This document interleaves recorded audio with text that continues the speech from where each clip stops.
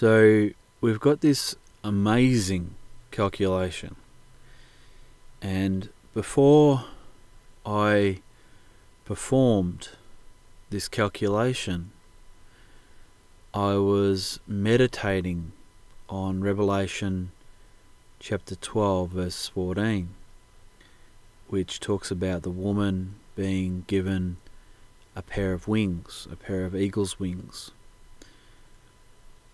Now, we know from Daniel chapter 7 verse 4 that the eagle's wings are the wings that have been plucked from the lion, which is the United Kingdom, and that took place on the 4th of July 1776. So we have a spare pair of eagle's wings just floating around, basically. And then Revelation chapter 12 comes along and says that these eagle's wings are given to the woman.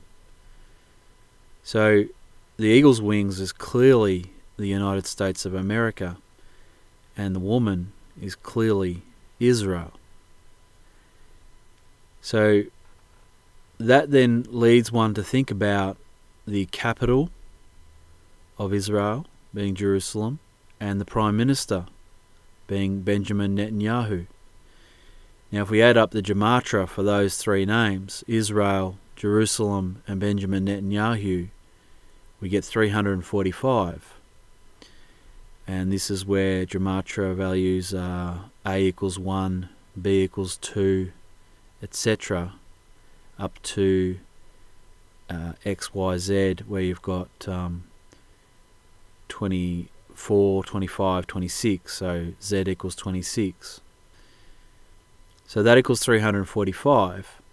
And then if you do the United States of America, Washington, which is the capital is the Washington DC is the capital city of the United States of America. And then we have Donald John Trump. So if you add all those up together, you get 543. So 345, which is the mirror of 543. If you add 345 and 543 together, you get 888. So that is pretty amazing, because that is the Gematria for Jesus in Greek. Jesus. The Strong's G2424. Jesus is the Greek name, and that when you exchange the letters for numbers, you get 888. So not only that, but Donald J. Trump equals 888, where A equals 6 and Z equals 156.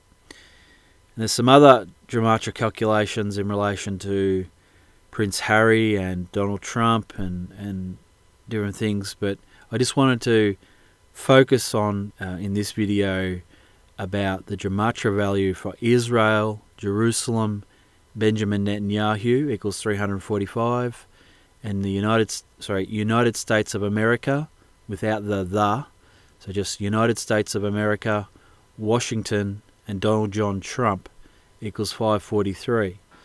So 8 is a very special number in the Bible because it represents a new beginning. It represents resurrection.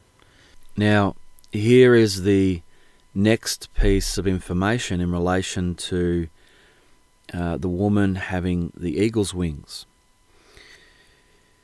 In Revelation chapter 12, the word woman is used 8 times. In Revelation chapter 17, the word woman is used 6 times. In the entire book of Revelation, the word woman is used 15 times.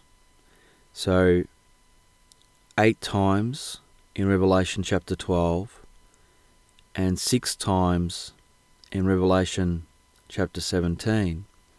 That's 14 times, and once in Revelation chapter 2. So that's significant. That's significant that 8 times the word woman is used in Revelation chapter 12 and 6 times in Revelation chapter 17. Now here is the thing. The last thing we hear about a woman in the book of Revelation is a woman in the wilderness. Revelation chapter 12. She's in the wilderness. The next time we hear about a woman in the book of Revelation, she is still in the wilderness. And if you read Hosea chapter 2 and chapter 13, you'll have more context as to who that woman is. It's Israel. And when we get to Revelation chapter 17, she is now Babylon the Great.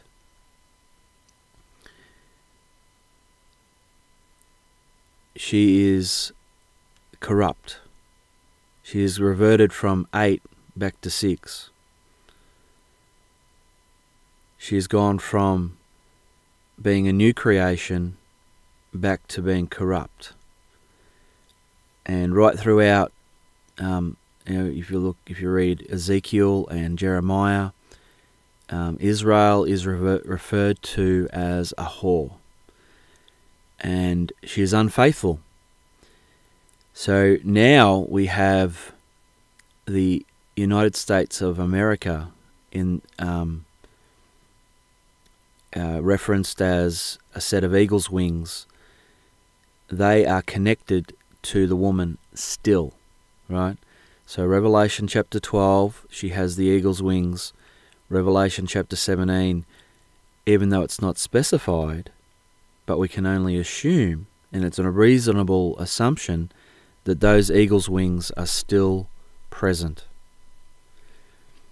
So I can only then assume that this means that when we get to the year 2021, that the 46th president, right? 5 is the number of grace, 4 is the number of creation, 45. The 45th president is a gracious president. He's full of grace. He's creative, extremely creative. It's reflected in those numbers, 45, the 45th president. But the 46th president of the United States,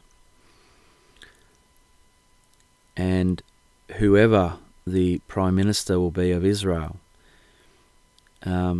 they together will be Babylon the Great. And this makes a lot of sense in context with Steve Anderson's documentary referring to the USA as Babylon the Great. But the thing that he leaves out is that it includes Israel as well. So if you're an American, and most of my audience is, I would warn you to be cautious about where America is headed in the coming years. All right, thank you. God bless you for listening. Mark Chiswell signing out.